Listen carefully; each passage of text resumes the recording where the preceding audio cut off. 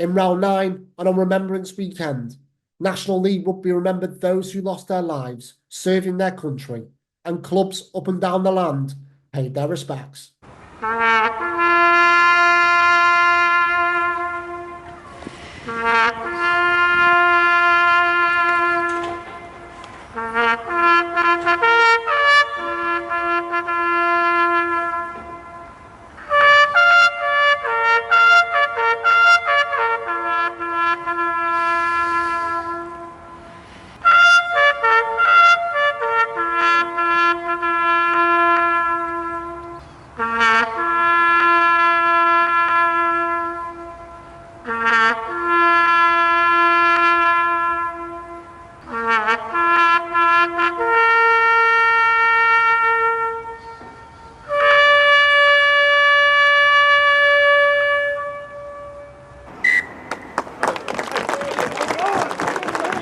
Welcome to the National League Rugby Preview Show, Round 10's edition, powered by Talking Rugby Union.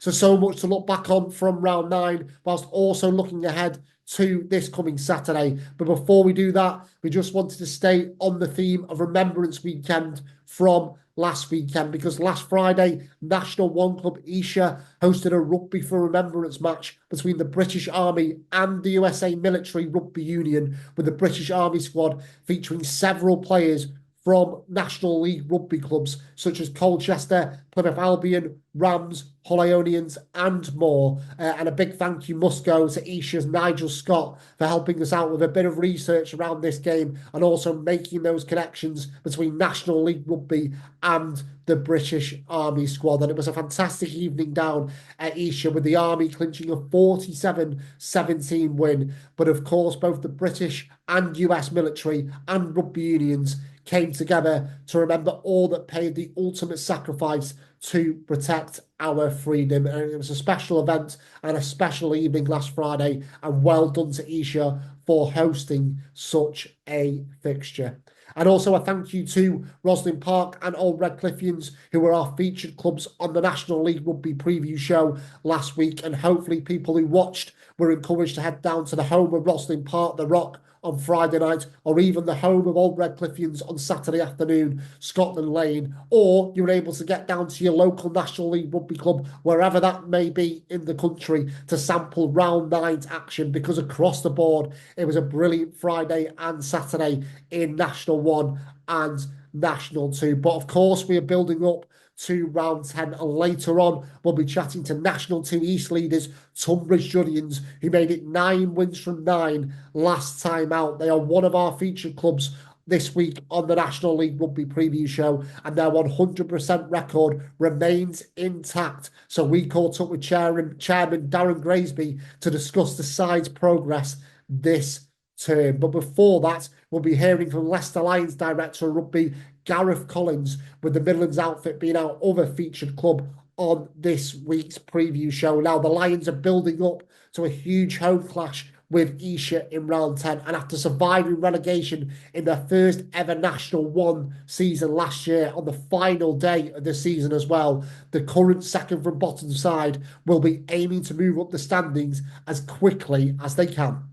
And as it happens, we will begin our look back at round 9 in National 1 with Leicester Lions, who were beaten 36-29 by bottom club Darlington Moden Park away from home. A first half flurry of tries for DMP set the platform for their first victory of the campaign, and it was a very welcome win for Gary Law's side towards the bottom of the division. At the top, Rams made it 9 wins from 9, but they certainly had to fight hard against Sedgley Park at Old Bath Road. The 11th place Tigers were in dreamland just after half-time, and possibly were dreaming of a stunning victory as they led 22-14, but 4 unanswered tries from Rams turned the tide, with Seb Reynolds' side recording a 40-22 victory, and it lifted them back up to top spot in National 1 after Richmond had moved to the summit on Friday night following their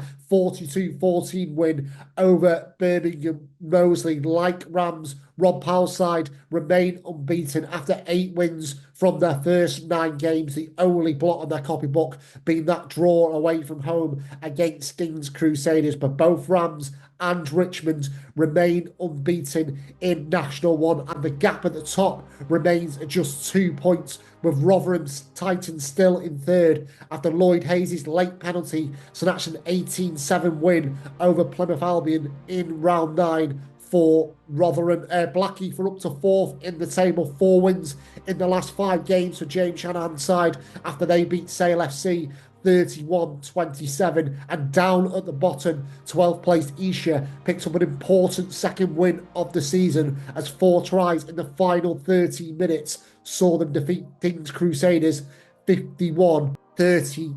And Esher are Leicester Lions' opponents this weekend. As we mentioned before, Leicester Lions are one of our featured clubs on the National League Rugby preview show this week, and the Lions themselves have just 1 victory to their name thus far, but have a really good opportunity, don't they, against a table rival this weekend to double that tally. And in terms of Leicester Lions, it has been quite the journey for them over the last few seasons. They were switched from National 2 North to National 2 South, weren't they, either side of the COVID-19 pandemic. They were then moved into National 2 West following the restructure of the leagues in 2022-23. But Gareth Collins' side immediately gained promotion for the first ever time to National 1 after winning the title in that season. And then in their first campaign in National 1 last term, they survived relegation on a very tense final day of the season. So ahead of what feels like an important game on Saturday against Esher,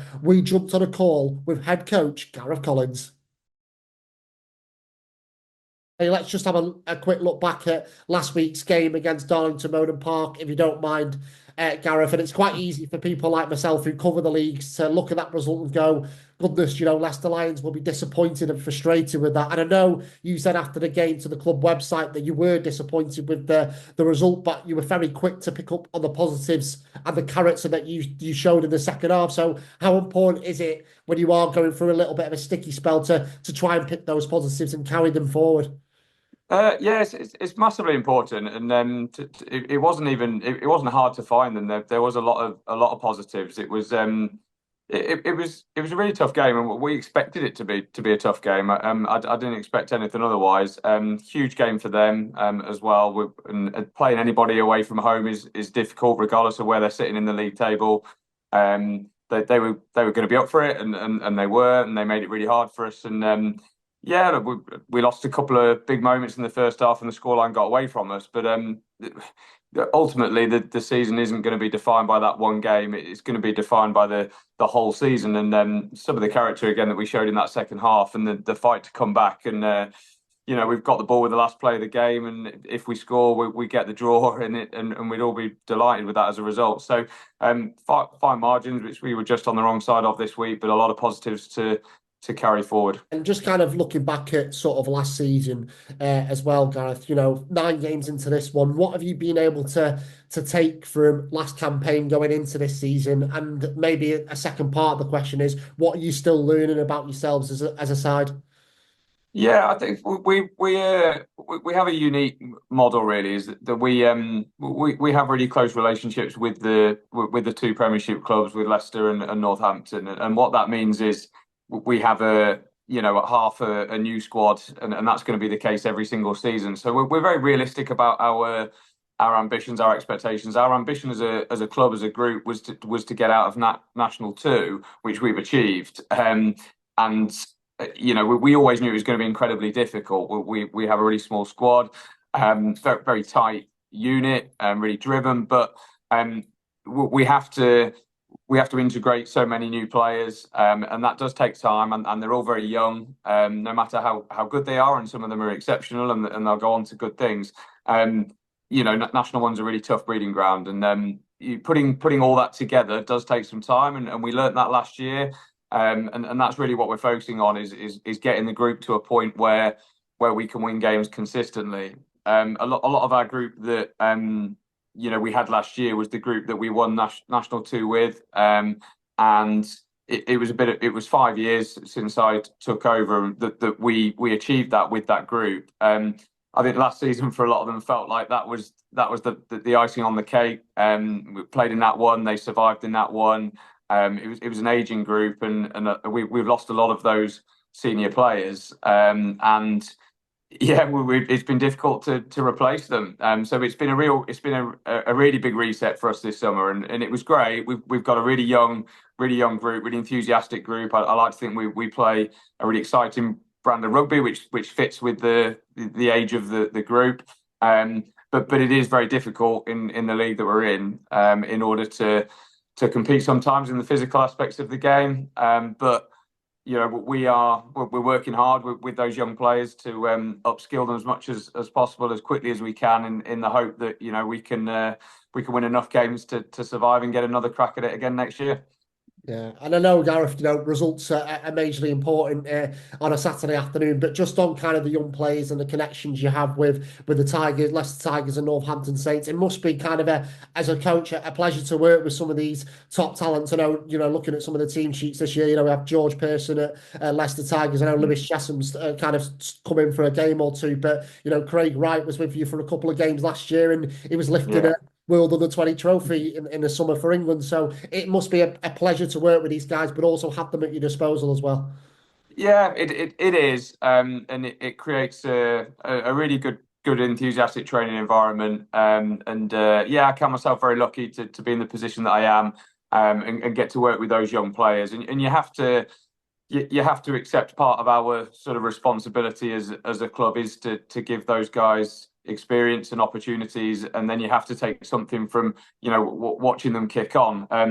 Having said that, when we've got a league game on Saturday and I have to watch, you know, 10 of our players playing against each other on Friday night in the Prem Cup, it is a tough one, and it does create challenges like that. And these couple of weeks while the Prem Cup has been on has really stretched us. But at the same time, you know, that gives opportunity to the other guys that we have, you know, that are desperate to prove that they should have the shirt. And so, you know, I'm pleased to give those opportunities as well. And although we didn't get the win last week, there was a couple of lads out there that you know, one making his debut and one that hasn't had much minutes at all. So it does create those opportunities, and it's great to see that and be able to facilitate that as well. You know, if you look at the run of fixtures you've had in the first half of the season, especially before the first break we had at the end of October, start of November, you know, you played some really top sides already. I think in October you played 4 of the current top 5 sides. So are you targeting sort of the next 5 games as not crucial games, but you really want to start turning those fine margins into positive results for you guys? I consciously want to stick to the processes that you put in place, and therefore the weeks look the same, the preparation looks the same. But I'm not one of those people who just says it's just another game, because sometimes it's not. And as much as we, you know, don't want to look at the league table is there. We're aware of it, players are aware of it. So when it is a big game, we don't want to shy away from, you know, being honest about that. But because part of that is recognizing that the opposition are in a similar position. And again, you know, last week's game will stand us in good stead for this one. Because, you know, if the players were under any sort of illusion that, you know, the sides around us are going to be an easier challenge, last week will have showed them that it isn't. And it presents just a difficult challenge, just maybe in a slightly different way. So yeah, it is a big game. We'll be really honest about that, and hopefully, yeah, we'll get this one over the line. As always, brilliant to catch up with Gareth for National League Rugby. And of course, he and his side would have liked more wins on the board at this stage of the season. Now we're a third of the way through the campaign. But as we said, they can add to that on Saturday against Esher. What an opportunity it could be for Leicester Lions. It should be a cracking atmosphere down at the club on Saturday. So why not get yourself down to Leicester Lions for your sporting fix before that small batter of England versus South Africa at Allianz Stadium Twickenham. But anyway, enough about that. More importantly, let's have a look at the fixtures in National 1 this weekend. And we kick things off with Birmingham Moseley versus Roslin Park. Roslin Park grinding out an 18-15 win over Bishop Stortford last Friday night to make it 6 wins in a row, and Kieran Power's side will be looking to continue that form at Bilsley Common in round 10. 10th place Bishop Stortford, who we mentioned then, had some tasking fixtures against 4 of the top 5 sides in recent weeks, but have performed really well across the board. However, this seems a chance for them to get back to winning ways against bottom club Darlington Roden Park this weekend. But the visitors will, of course, be heading south with a spring in their step after opening their accounts in round 9. Elsewhere, Sale FC travel to 9th place Dings Crusaders for a first league meeting between the sides. As we said, Leicester Lions take on Esher, and it could be a big couple of weeks for Esher as well, who also host Bishop Stortford next weekend. But first things first will be a trip to the Midlands for Peter Winterbottom's side. Unbeaten in 2nd place, Richmond go to Plymouth Albion in round 10. We saw in round 8, didn't we, that Albion made things difficult for league leaders Rams at Brickfields. So can they do the same to Richmond on Saturday, or will the London club continue to march on? Speaking of Rams, they are back at Old Bath Road, where they haven't lost since March, with the table toppers hosting 4th placed and an in-form Blackheath. So that is one to watch out for in Berkshire. And lastly, Sedgley Park, who will be looking to build on the positives in defeat from last week's outing at Rams, welcome 3rd place Rotherham Titans to Park Lane. So on to National 2 North then, where it was a big weekend at both ends of the division, starting with that top of the table clash between Lim and Leeds Tykes. Both teams entered round 9 unbeaten with 8 wins from 8, but it was league leaders Lim who prevailed with a 30-26 victory in front of a record crowd at Crouchley Lane, and scenes of jubilation there in the northwest, with Nathan Beasley ultimately sealing the win for Lim 4 minutes from time. And what a story we have developing potentially in the northwest for Lim. Last year was their first ever season in National League Rugby, where they finished 10th on 55 points, but they now find themselves 9 wins from 9, 45 points from a possible 45, so they could actually match last year's points total by the end of November if they're able to maintain this stunning run of form against Billingham and Wharfdale respectively over the next 2 weeks. But that is easier said than done, and I'm sure Director of Rugby Adam Fletcher and Head Coach Andy Davis will be thinking the same. But what I do know they're thinking is they are absolutely enjoying this journey that Lim are on at the moment, and they're embracing this wonderful start to the season they have had. As for Leeds Tykes, they have more than enough quality, don't they, to bounce back over the next coming weeks from this defeat. But it is Lim who remain unbeaten after that top of the table tussle in round 9. At the other end of the standings, Tyndale were able to get off the mark last weekend. It was a clash of the bottom 2 at Dormoor, but a hat-trick from Charlie Richards helped Tyndale defeat Sheffield Tigers 29-24 as Tyne ended an 8-game winless run. I mean, having played all of the top 6 in their opening 8 matches at Tyndale, this felt like a really important win for the North East club, who have an opportunity to build on that victory when they host bottom of the table Harrogate in round 10. So it could be a really big couple of weeks for Tyndale. So let's just have a look at the table then. And as we've mentioned, Tyndale face bottom of the table Harrogate in round 10, and they are 2 points clear of them as things stand. And as you can see, Sheffield Tigers are sandwiched in between them as well. So it's really tight at the bottom of National 2 North at the moment. At the top, Lim have a gap of 4 points between them and the chasing pack after their win over Leeds Tykes. Just 6 points separating 2nd and 4th now after Fylde continued their excellent form in round 9 with a 56-29 victory over Otley to make it 6 wins in a row. So on to the fixtures then as we hit round 10 in National 2 North, with league leaders Lim looking to go 10 from 10 at Billingham. The hosts out to end the run of 3 straight defeats,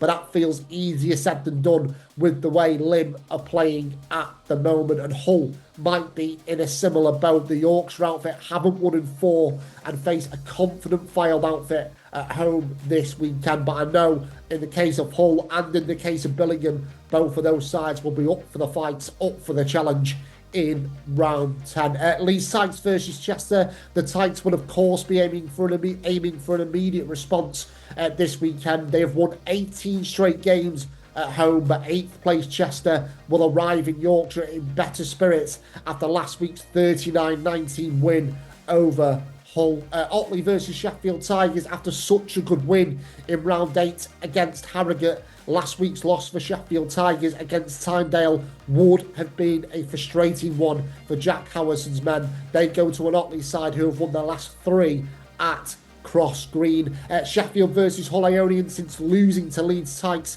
in round 7, it has been a solid response from 3rd place Sheffield, and they'll be looking to keep that up against Hull Ionians, who will arrive at Aberdale Park after squeezing past Harrogate 25-23 last time out. As for Harrogate, an opportunity, as we mentioned before, for them to potentially claim a crucial win against table rivals Tynedale on Saturday. If Harrogate were to achieve that, that would be their 2nd victory of the season. But either way you look at it, it could be an important result for either one of these sides in the North East and could be key building towards Christmas. And finally, 5th take on 6th in the table, with Wharfdale hosting Preston Grasshoppers. Hoppers will make the journey to the Avenue off the back of a strong second half showing against Billingham in round 9, where 5 second half tries helped them to a 48-22 win.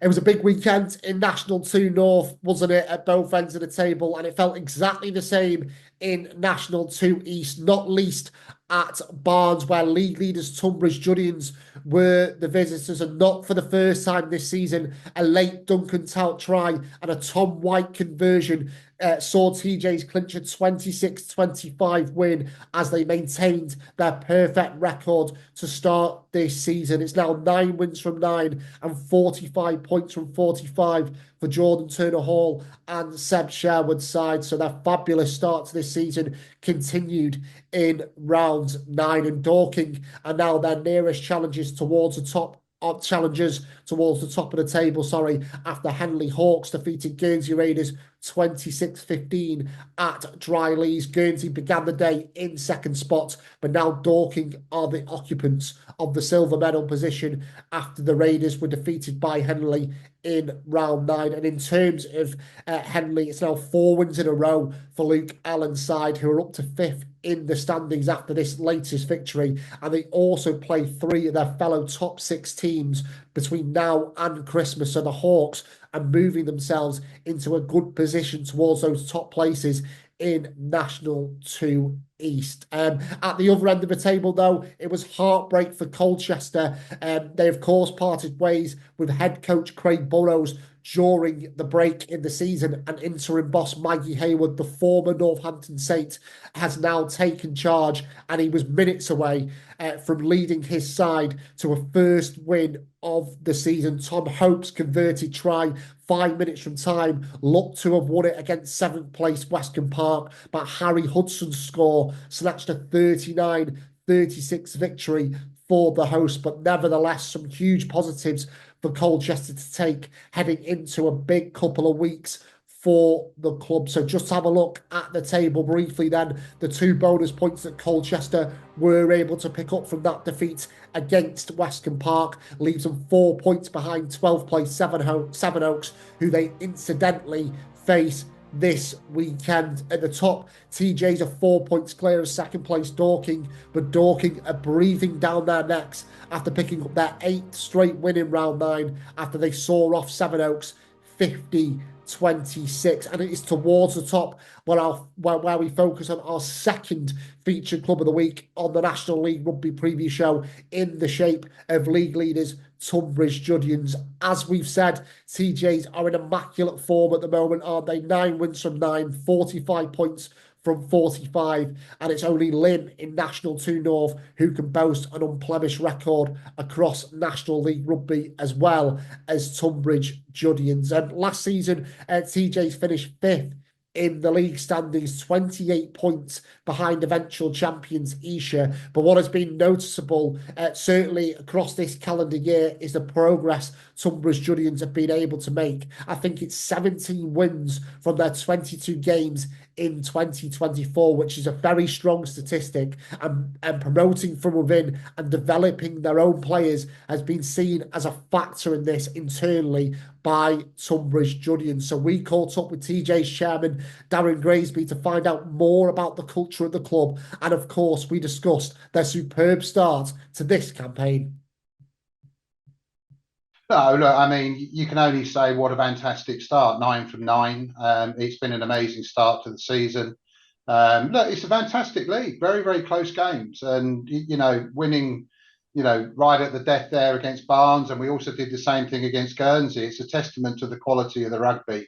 For us, look, what's really pleasing for us is that we're blooding those youngsters that are coming up through our academy system as well.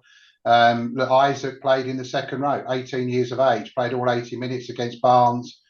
He was our academy captain last year, so that conveyor belt that we're bringing up, and there was actually 6 lads in that starting side on Saturday that have come through our academy system. So that's truly pleasing, and it's that foundational sort of work that we're doing there that just makes sure that when we go up or when we stay in the top half of this league or go into Nat 1, let's see where it takes us.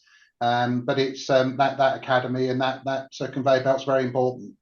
Yeah, and just to pick out a couple of points from that, Darren, in terms of kind of, having that foundation behind you, is that maybe why we've seen Tonbridge Juddians, certainly over the last maybe 18 months or so, do take those steps forward? Because it was noticeable from my point of view at the start of this calendar year that I think you guys won 8 of your first 10 games or something like that at the start of 2024. That has obviously filtered into this fantastic start you've had with 9 wins from 9s, but it isn't getting the foundations right first, allowing you to take those forward steps. Yeah, absolutely. Look, I mean, it's like any rugby side. You have to strengthen it up. You're not going to survive at this level of rugby by having blooding all of your kids that are coming out the academy, or in some cases still playing academy. But you need that sort of mix of youth and a little bit of experience that you bring in, and you also need the nous around the coaching team. Jordan's done a great job. You mentioned the sort of the back end of last season and the sort of the winning streak we went on there, bringing it into this season. Winning's a habit, and it's as simple as that. Once you've got the confidence in the side and the stability, the group of players we have. It's not a massive group of players, but they're very, very tight knit. That's a bit of, Jordan's ethos around very tight knit. He's just brought that sort of character to the club as well, which is, very important, very, very important. But I think for me, the biggest thing is just having that belief. Jordan has simplified the styles that we play with. He plays a very expansive game. You've all watched it on the videos. We like to sling the ball around. So, which is fantastic, and that's now sort of coming through on that stability. But player retention for us at the club is something we spend a lot of time, and we make sure that that's the whole experience for players, whether they're internally grown or externally coming in, that experience is first class. We're a family-run club, really, and and I think that shows on that player retention that we've had. Obviously, we're talking about the first team and the fantastic start that you guys have had at the weekend, building up to the game against Old Albania on Saturday. But you told me off air it's going to be a little bit of a busy weekend for you guys as a whole club. Can you tell us a little bit of why about that might be? Oh, for sure. Look, I mean, we set our academy up about, I don't know, it must have been about 12 or 13 years ago, where we put our 16 and 18s together. And through that journey, they've won the National Cup 4 times. I think we're the only club outside of Premiership that's done that, and Championship that's done that. So we put a lot of emphasis into that academy. So our lads are playing against Seven Oaks, 1 o'clock Sunday down at TJ's, big game. We'll have the barbecues and a few inflatables out, so a bit of fun. But equally as importantly, we've got our under-16 girls, brand new, put into the academy this year. They've got their first ever National Cup game as well at 11:30 on Sunday. So you've got that going on. You've got under 16 girls, under 18 boys, but you've also got under 16s, under 14 boys, all in their Kent tournaments. So we'll have somewhere in the region of about 800 people playing rugby down at TJ's on Sunday, from the sort of the tots of under fours all the way through to the under 18s at 1 o'clock kickoff against Sevenoaks. I think the biggest thing for me is staying true to what we say we're going to do. I think the fact that we've got consistency on player retention, I think the fact that, a 14 or 13-year-old kid can see the route and the pathway through to a first team game of rugby at TJ's, I think that's very, very important. And I just think generally, as a club, we've upped our social media exposure a little bit more. So we've invested there a little bit. But I still maintain, I think for the biggest area for me is making sure that you've got the right group of coaches at the right pivotal points of a rugby player's career. And as you go through, as you come out the top of the mini sections, going into those sort of junior sections, those 13, 14-year-olds are at a really pivotal point, and we have to make sure that the coaching's good. But certainly when you go into that academy, 16 to 18-year-olds, it's been an area we've invested a lot over the years, because that's where people drop out the game. And if they have a great experience going through that academy, you'll get to keep. Our second team that's playing at the moment is 95% ex-academy, to give you an idea. And so that for me is just those sort of pathways through, and just making sure they get the experience. Yeah, and it's a really interesting point, just to bring it back to the first team, Darren, you make about having, the right coaches in place. And I guess when you have somebody like Jordan, who I know was, you correct me if I'm wrong with this, Darren, was kind of in and around the coaching setup towards around this time last year, but then kind of took on the director of rugby role, didn't he, at the start of 2024. But to have someone of his experience who, again, understands an academy system, given his role with Harlequins, must go, hand in hand with what you want to do at TJ's, if that's right. That's totally it. And if you look at the coaching team we've got now, our backs coach is actually Tom White. He's player coach at the moment. And I'm a great proponent of that, because you bring that experience of someone like Tom White to the coaching team. Huge. And then you've got Seb on the other side. Seb up there, he's been in there coaching around with us now for a couple of years. The guy's a machine, does a fantastic job in terms of the stats and everything else. He can tell you what blade of grass players have run on for the course of a game. And then, with the forwards, you've got George. He took a bit of a sabbatical, which has come back. And then you've just got the wise old Al Danks. I think everyone on this TV, on this channel here, will smile when I say that. The guy's been around National League Rugby for about 25, 30 years. So he kind of knows what he's doing as well. But he's there more as an advisory role. To your point, Jordan brings that freshness, right? He's been in and around it. And to your point, his work at the academy, he was working on obviously the defence for a while as well at Queen's. So he brings that freshness and the latest what's going on in and around Premiership rugby. And I think that's very important. And just a couple more for me, Darren, in terms of the wider picture. Obviously, 45 points from 45 points and 9 wins from 9. So it's going to get to kind of people talking and think, is this going to be, Tonbridge Juddians this year to maybe get back in international one? But where was the dial at the start of the season for you, Darren? And has that changed at all, given the start that you have made? No, it hasn't changed, and the narrative hasn't changed either. I mean, if anything, it's focused us a little bit more, because when you're 9 out of 9, every Saturday's a cup final, because someone wants to take your scalp. So in many ways, people are playing above where they probably normally would, because they want the scalp. And but that's going to make it incredibly difficult as you go through the season. Dorking are a very good side, but Barnes are a fantastic side. I mean, and again, when I was chatting to their chairman on Saturday, they've lost 3 games in the last 90 seconds or whatever it is. So if that had gone a different way, that would have been a completely different league that we're looking at. So has it changed? No. We set our stall out during the summer, which was, we want to be a sustainable mid-Nat 1 club. If that happens through the back end of this season, going into next season, so be it. But that was the goal, and that's where we're heading towards, and that's what we're building towards. But I was with Jordan yesterday, and him and I were just sort of chatting around a few things, and look, we beat Dorking at home, we beat Canterbury at our place, and we beat Guernsey at our place. We've got to go to it, so that's very difficult. To go and win at Dorking's hard. To go over to Guernsey means very hard. We know that from bitter experience.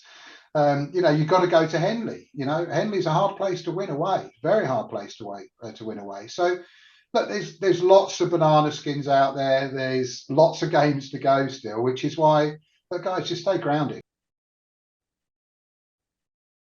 So many thanks to Darren for his time earlier this week, only a couple of years ago. For those who can remember, Tonbridge Juddians were a National One side, and they are putting all the right things in place to potentially reach that level again. Whether that comes this season, we'll have to wait and see. But they made a really strong start to this campaign, haven't they, Tonbridge Juddians? And as Darren mentioned, it is set to be a busy weekend at the Slade, of course, with the first 15 in action against Old Albanian on Saturday. But TJs also have their very own Super Sunday on Sunday, with both the Academy Under-16 girls and their Academy Colts in action in the National Cup. So why not make a full weekend of it, a double header at Tonbridge Juddians across the course of Saturday and Sunday. On Sunday, it is absolutely free to attend the club, so it sounds like a perfect way to spend your rugby weekend. So on to the rest of the games then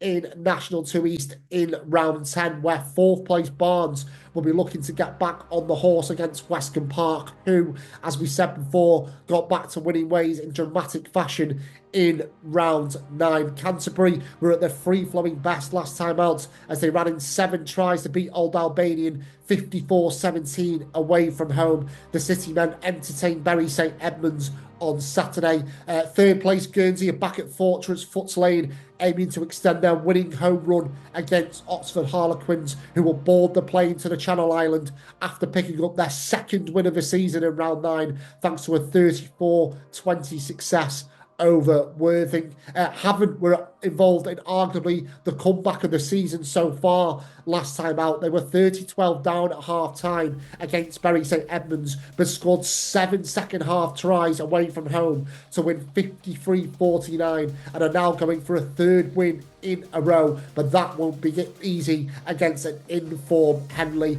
As we touched on, a big weekend for Colchester and indeed Sevenoaks, with 2 of the bottom 3 meeting at Noel Paddock. TJs, as we said, welcome Old Albanian to the Slade. Aways and without a win in 3, so could they rip up the form guide in round 10? And a winless Worthing side face a tricky test at home against second place Dorking, who are gunning for a 9th successive victory.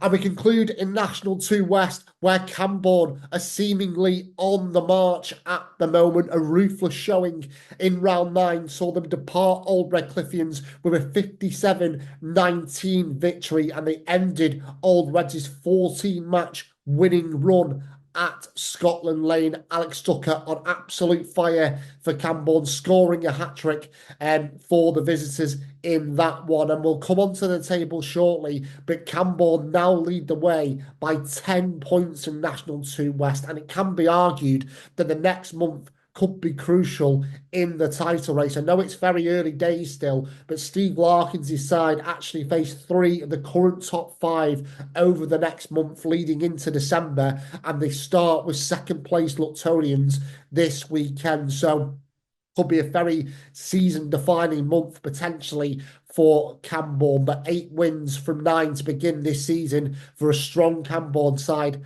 has them in the driving seat at the moment. At the other end of the table, there were big wins for Devonport Services and Hinckley. Devonport opening their National League Rugby account with a 27-23 win over Redruth. 2 tries in the final 7 minutes, snatching victory for Devonport Services, and the scenes of joy at the final whistle, or certainly after that final try was scored, spoke 1,000 words. A really big afternoon for Devonport Services last Saturday. And just above them in the standings, Hinckley made it 3 home wins in a row as an excellent performance saw them see off table rivals Macclesfield 62-21. And they also denied, importantly, they denied the Cheshire visitors a bonus point. So it was certainly a good afternoon for Chris Campbell and his charges. So just looking at the table then in National 2 West, those results at the bottom have seen Hinckley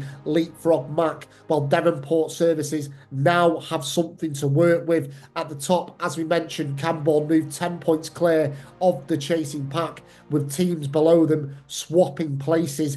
Yet again, Luctonians are now up to second, but Clifton are up to fourth in the standings after stretching their winning run to 4 matches following a strong 33-26 victory over Taunton. But it's still very congested behind Camborne at the minute. So on to the fixtures then for round 10, and Bourneville host an Old Redcliffian side who will be looking for an instant response after last week's tough defeat to Camborne. 8th place Bourneville, but also beaten 34-31 away at Exeter University despite a second half revival. So both sides will be looking to return to winning ways this weekend. As we touched on, Camborne host Luctonians on Saturday. The top 2 meeting Cornwall, and another Camborne win could be significant in the battle for the title in National 2 West. But Lux come into this one in good spirits after beating Hornets 22-19 last time out. Hinckley will be looking to translate their recent home form onto the road when they take on 9th place Exeter University.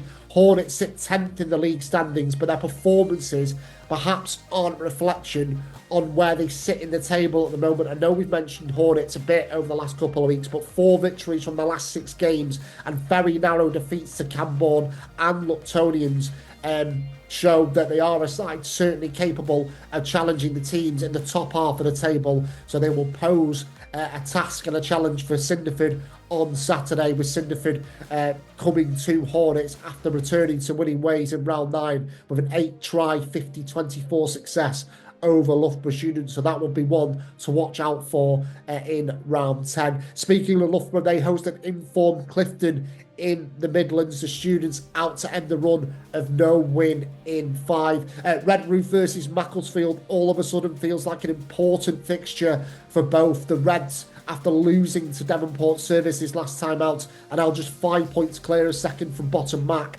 So a result for either team could be big in round 10. And lastly, fresh from that maiden win last time out, Devonport Services take the trip to 3rd place Taunton Titans.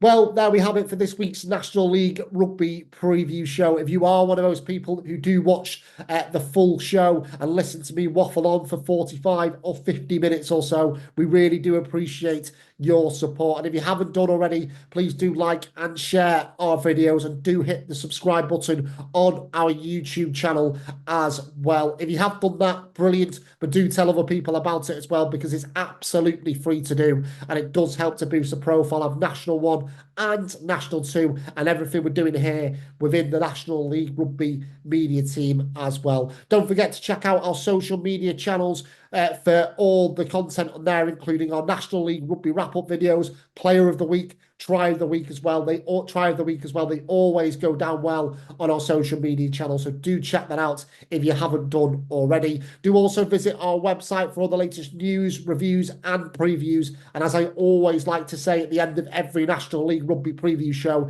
it is the quickest way to find out all the results from National 1 and National 2 come full time on a Saturday afternoon. Their link to our website is in the description of the video, so do check it out when that full-time whistle blows, wherever you're watching National League Rugby on Saturday. Do also have a browse at talkingrugbyunion.co.uk for National League Rugby related news, and also the latest stories from across the world of rugby. But yes, that is it for this week on the National League Rugby preview show. Thank you so much for watching, and wherever you're heading to this weekend, do enjoy round 10 in National League Rugby.